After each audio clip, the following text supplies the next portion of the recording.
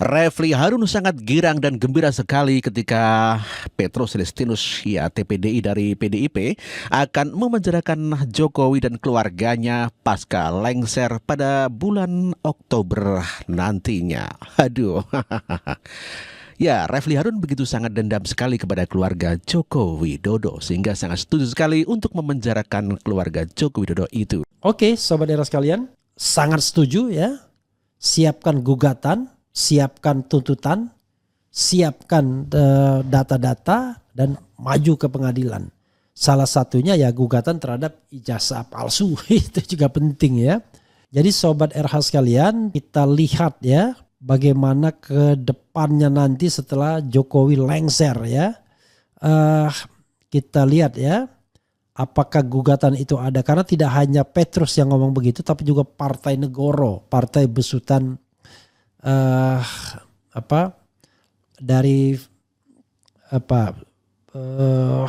siapa Faisal Assegaf ya. Jadi dia juga menyebut hal demikian untuk menggugat Jokowi kalau seandainya nanti sudah lengser ya.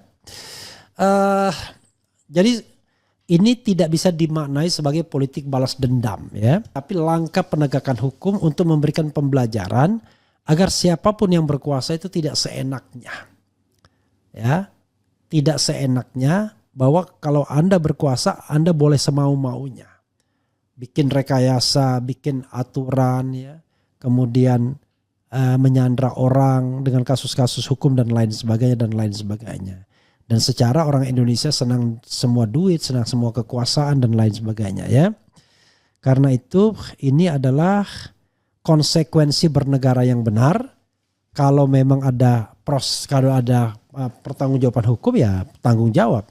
Selain dari Petrus Celestinus atau dari TPDI atau dari PDIP yang akan memenjarakan Joko Widodo, demikian juga dengan Faisal Assegaf yang namanya Partai Negoro juga akan memenjarakan Joko Widodo pasca lengser bulan Oktober mendatang. Jokowi harus diseret dan dimintai pertanggungjawaban. Program jangka pendek partai ini adalah satu. Kami akan mendorong solidaritas lintas elemen rakyat untuk mengawal proses penegakan hukum. Dan kebetulan pada tanggal 20 Oktober nanti Presiden Jokowi mundur berdasarkan batas waktu yang ditetapkan konstitusi, maka Partai Negoro mengajak seluruh rakyat untuk membawa Jokowi ke jalur hukum. Tidak boleh ada penguasa yang bertindak semena-mena dan pada akhirnya saat turun dari kekuasaan dia lolos begitu saja. Jokowi harus diseret dan dimintai pertanggungjawaban. Ya, Jokowi harus diseret dan dimintai pertanggungjawaban dibawa ke pengadilan gitu ya, kata Faisal Assegaf ya. Luar biasa Pak Faisal Assegaf ini begitu sangat menggebu-gebu ya, sangat ingin sekali memenjarakan Presiden Joko Widodo begitu ya. Ya, Refli Harun tadi juga menyebut ya selain Petrus Celestinus, Faisal Assegaf juga ingin memenjarakan Presiden Joko Widodo. Presiden yang dicintai rakyat 75% bahkan 80% disukai rakyat, namun demikian tidak disukai oleh Faisal Assegaf. Sangat miris sekali. Pendukung Anies yang lain yakni Rizal Fadilah juga berteriak-teriak ingin memenjarakan Pak Jokowi dan keluarganya pasca lengser begitu ya. Dan inilah Rizal Fadilah yang begitu sangat teriak-teriak ya kayak orang mau stroke begitu ya. Kita bawa ke ranah hukum, kita penjarakan saudara-saudara sekalian. Jadi makzulkan dan penjarakan Jokowi. Dasar hukumnya jelas, nepotismenya jelas. Putusan MK kemarin menggambarkan itu. Hakim harus mundur kalau punya hubungan hukum, hubungan langsung tidak langsung dengan perkara. Kalau tidak mundur, maka putusan tidak sah dan bisa diberi sanksi administrasi maupun pidana. Itu undang-undangnya jelas, undang-undang kekuasaan kehakiman, Undang-Undang 48 tahun 2009 pasal 17 ayat 5 ayat 6. Jadi Anwar Usman yang memenangkan dan memberi peluang Gibran maju, jelas itu nepotisme. Tapi semua juga tahu bahwa akar dari terjadinya penyimpangan hukum ini adalah istana.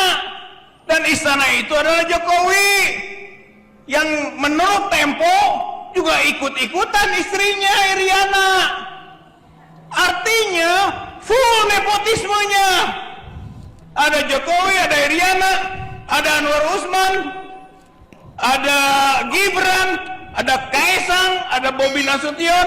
Ini sudah rezim keluarga, ini nepotisme, dan ini kriminal.